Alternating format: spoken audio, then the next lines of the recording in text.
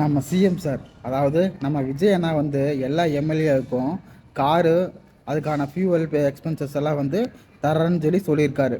அது யார் பணத்தை தர போறாரு? மக்களோட வரி பணத்தில். கொடுக்கிற காரை இனோவா காராக கொடுத்தால் நன்றாக இருக்கும்.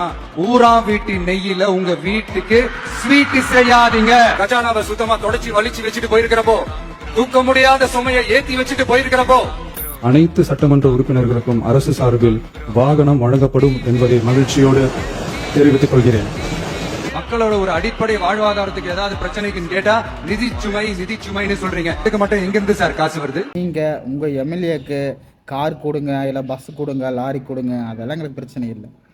தமிழ்நாடு கவர்மெண்ட் சப்போர்ட்டோட வெளிநாட்டில் படிக்கிற மாணவர்களுக்கு இன்னும் வந்து அவங்களுக்கான ஃபீஸ் கட்டாமல் ஃபீஸ் டிலேவாக போயிட்டுருக்கு. அதை பற்றி எதாவது யோசிச்சிங்களா? இல்லை. சரி, எம்எல்ஏக்களை வந்து மக்களுக்காக சோசியல் சர்வீஸ் பண்ணுறாங்க அப்படின்னு சொல்லி கொடுக்குறீங்கன்னு வச்சுக்கலாம். பண்ணுறாங்களோ இல்லையோ நீங்கள் கொடுக்குறீங்க. தமிழ்நாட்டில் இருக்கிற தூய்மை பணியாளர்களுக்கு எவ்வளோ சம்பளம் கொடுக்குறீங்க? அவங்க இரவு பகல் பாராமல் வேலை செய்கிறாங்க. அது டிச்சு வலிக்கிறாங்க, என்னென்னமோ க்ளீன் பண்ணுறாங்க. அதை சொல்லவும் கூட முடியலனால அதெல்லாம் க்ளீன் பண்ணுறாங்க. அவங்களுக்கான அங்கீகாரமும் அவங்களுக்கான ஊதியமும் உயர்த்தப்பட்டிருக்கா? இல்லை. வீடு இல்லாமல் எத்தனை மக்கள் இருக்காங்க? அவங்களுக்கான ஏதாவது ஏற்பாடு பண்ணியிருக்கா? மக்கள் இருக்கிற இடத்த தான் நீங்கள் பிடுங்கிட்டு இருக்கீங்க. இந்த மாதிரி அடுக்கிட்டே போகலாம். இதுக்கு நீங்கள் தான் பதில் சொல்லணும் மக்களே.